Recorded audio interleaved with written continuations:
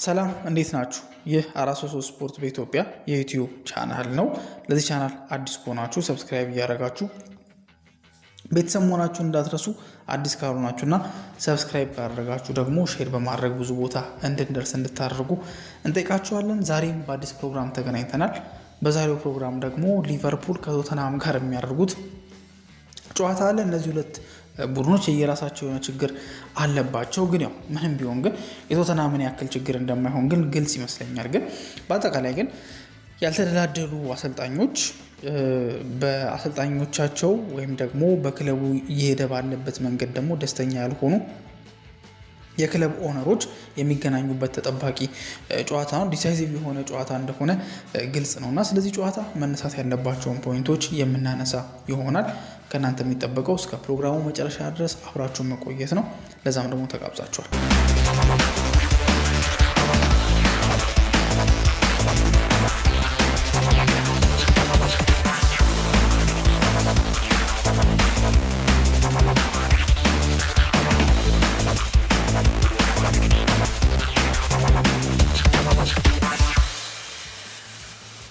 ሊቨርፑል ከቶተንሃም ጋር የሚያደርጉት የፕሪሚየር ሊግ ጨዋታ እንግዲህ እጅግ በጣም ተጠባቂ ነው።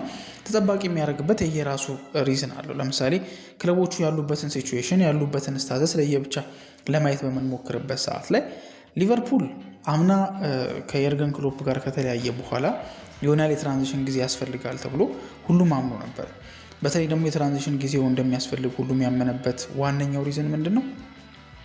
ሀይር ያደረጉት አሰልጣኝ ጀስት ፕሪሚየር ሊግ ደረጃ ማሰልጠን ያልቻለ ኢቭን ኖት ፕሪሚየር ሊግ ደረጃ ብቻ አይደለም፣ በኔዘርላንድ ነው ያሰለጠነው አይደል? ኔዘርላንድ ውስጥም ቤስት የሚባለውን ቲም አይደለም ያሰለጠነው።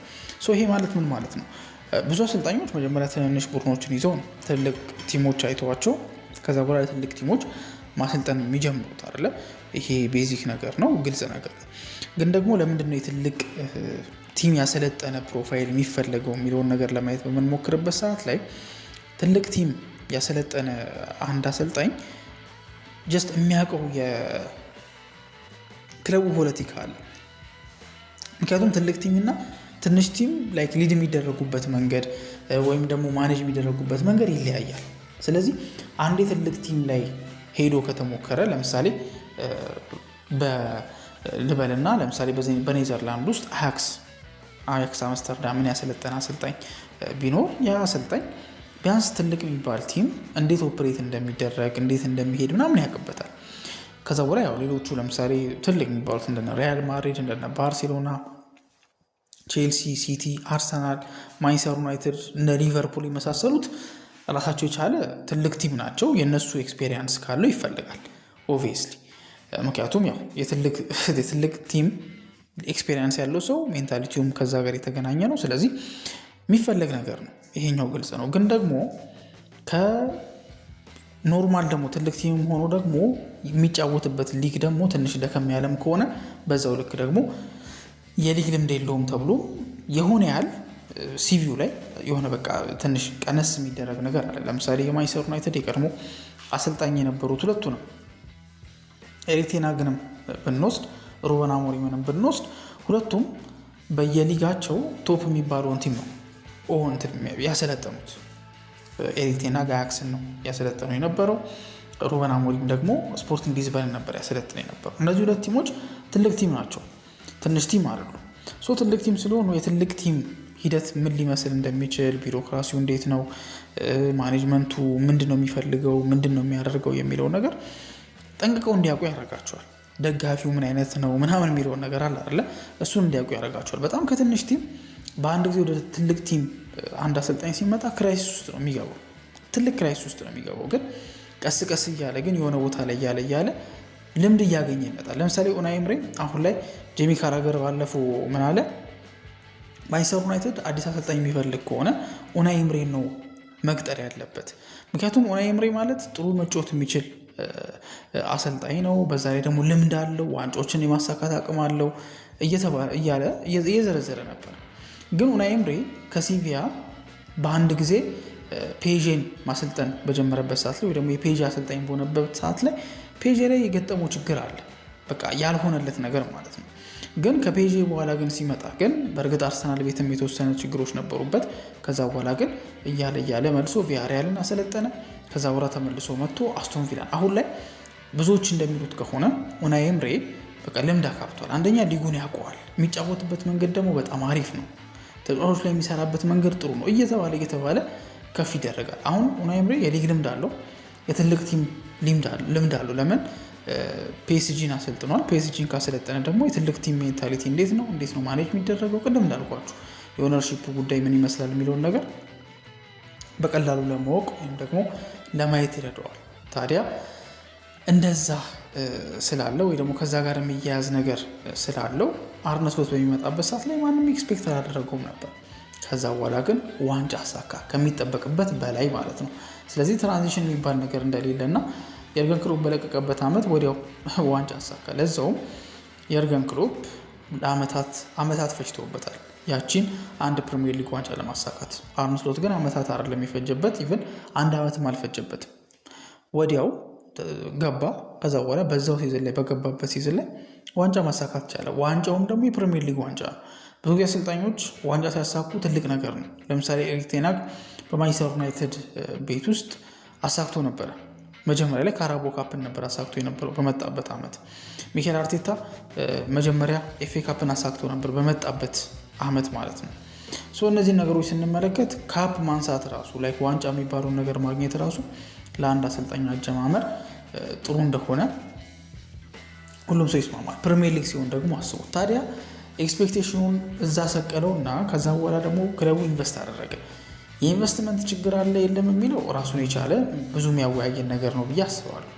ግን ደግሞ በአጠቃላይ ግን በአንድ ቦታ ከ90 ሚሊዮን ዩሮ በላይ አውጥተው በአንድ ተመሳሳይ ቦታ ላይ ሁለት ተጫዋቾችን አስፈረሙ። ሲቀጥል ደግሞ በአንድ ደግሞ የዝውውር መስኮት ከ100 በላይ ሚሊዮን ፓውንድ ተጫዋቾችን ወደ ቡድናቸው ቀላቀሉ። ታዲያ ቡድኑ የባላንስ የሚዛን ችግር ፍንትው ብሎ ታየበት። የመሐመድ ሳላህን ቦታ ከማጠናከር ይልቅ ያልተሰበረውን ቦታ ለመጠገን ጥረት ማድረግ ጀመሩ። በግራ በኩል ያለው የሉዊስ ዲያዝ ቦታ እሱን ከመተካት ይልቅ ሌላ የማይመለከታቸው ቦታዎች ላይ ለመተካት ጥረት ማድረግ ጀመሩ። እሱ ብቻ አይደለም፣ እያንዳንዱ ቦታ የጆታ በህይወቱ ካለፈ በኋላ እሱንም አይነት አጫወት ደግሞ የሚተካ የለም። እነዚህ ነገሮች እንደ ችግር ይነሳሉ። ታዲያ ይሄ ነገር ተደማምሮ እዚህ ዓመት ላይ ሊቨርፑል መጥፎ ፐርፎርማንስ እንዲያሳይ ያደረገ። መጥፎ ፐርፎርማንስ እንዲያሳይ ያደረገ ማለት አሁን ያለበት የደረጃ ሰንጠረዥ ወይም ደግሞ አሁን ያለበት የደረጃ ሊግ ቴብል ላይ ያለው ፐርፎርማንስ በጣም መጥፎ ነው ማለት አይደለም፣ ወይ ደግሞ በጣም በቃ ወርስት ላይ ነው ያለው ብሎ መናገር ማለት አይደለም። ለቻምፒየንስ ሊግ ስፓት ላይ የሚሳተፍበት እድል አለ። ለቻምፒየንስ ሊግ የሚሄድበት ወይም ደግሞ የሚገባበት ራሱን የቻለ ትልቅ ቻንስ አለው። ለምን? ከቶፕ 4 ያለው የነጥብ ልዩነት ገና 3 ብቻ ስለሆነ ማለት ነው። ስለዚህ ያን ጨዋታ ጉዳይ ነው፣ ሊገባ የሚችልበት እድል አለ። ግን ደግሞ ብዙ ስትረግል አድርጓል፣ በጣም ብዙ ታግሏል፣ ብዙ መከሮች ውስጥ ገብቷል። ታዲያ አሰልጣኙንም ደግሞ አርነ ስሎትንም ለማሰናበት እያሰቡ እንደሆነ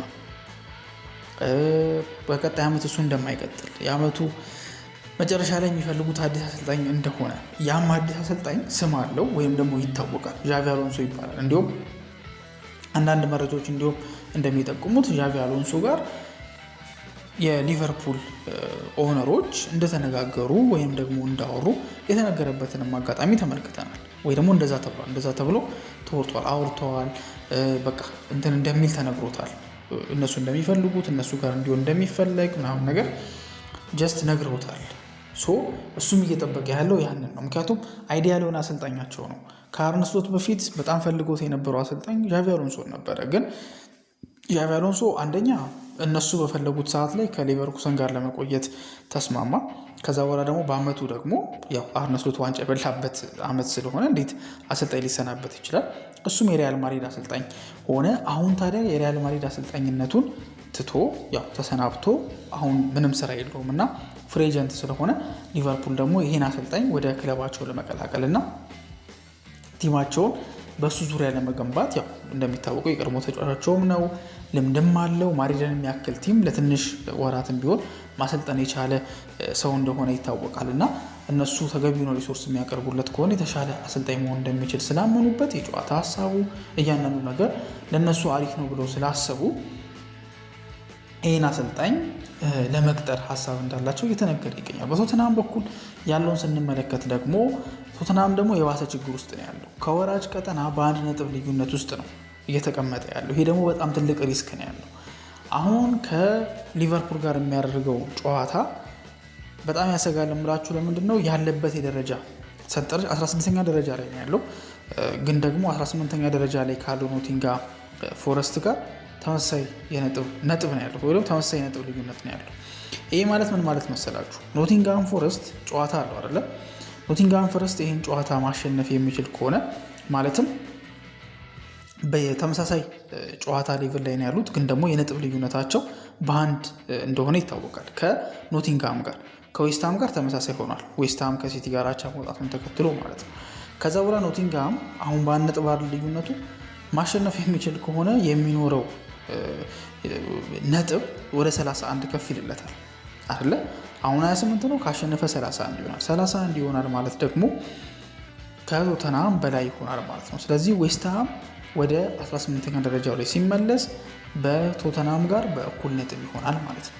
እኩል 29 ነጥብ ሆነው ወራጅ ቀጠና ላይ ይቀመጣሉ። ይሄ ደግሞ ከባድ ነገር ነው። ለዛም ነው አሁን ኢጎር ቱዶርን ለማሰናበት ራሱ እያሰቡ ያሉትና ከሱ ውጭ ሌላ ማሰልጣኝ ፈልገው ቢያንስ ይሄን ሲዝን ሰርቫይቭ ማድረግ የሚያስችላቸውን የትኛውንም አይነት አሰልጣኝ በቃ ጊዜያዊ ነው፣ ግን ደግሞ ሰርቫይቭ ማድረግ ስለሚፈልጉ ሰርቫይቭ ሊያስደርጋቸው የሚችል አሰልጣኝ እየፈለጉ እንደሆነ እየተነገረ ይገኛል። የሚፈረድባቸውም አይመስለኝም። ምክንያቱም ወደ ታች መውረድን ሉዝ አያደርጉትም፣ አፎርድ አያደርጉትም። በጣም ትልቅ ሉዝ ነው ተብሎ ነው የሚታሰቡ። ምክንያቱም እንዴ የወጣበት ገንዘብ አለ። ኢቨን ስታዲየሙ ራሱ የወጣበትን ገንዘብ ስንመለከት ሻምፒዮንሺፕ ለመጫወት የሚመጥን አይነት አይደለም። ስለዚህ በዛ ጭንቅ ውስጥ ሆነው ነው የሚገቡት። ያው የጉዳት ጉዳይ በቶተንሃም ቤት እንደ ልብ የተንሰራፋ ነገር እንደሆነ ይታወቃል። ብዙ የጉዳት ዜና አለ። ታዲያ ሊቨርፑል ደግሞ የተሻለ ሁኔታ ላይ ነው ያለው። ይህን ጨዋታ የሚያሸንፍ ከሆነ ቼልሲ መሸነፉን ተከትሎ ያለውን የቻምፒየንስ ሊግ የመሳተፍ ህልም ከፍ ያደርጋል ማለት ነው። ከዚህ አንጻር በጣም ወሳኝ ጨዋታ ነው። ቶተንሃም ደግሞ ላለመውረድ እንግዲህ ፋይት ያደርጋል ተብሎ ይጠበቃል። በአጠቃላይ የእናንተ ሀሳብ ምንድን ነው ስለዚህ ጨዋታ የሚለውን ነገር በኮሜንት ሴክሽን ላይ ታስቀምጡልን እንጠይቃችኋለን። እስካሁን ድረስ አብራችሁን ስለቆያችሁ እናመሰግናለን። በቀጣይ ፕሮግራም እስከምንገናኝ መልካም ጊዜ ይሁንላችሁ።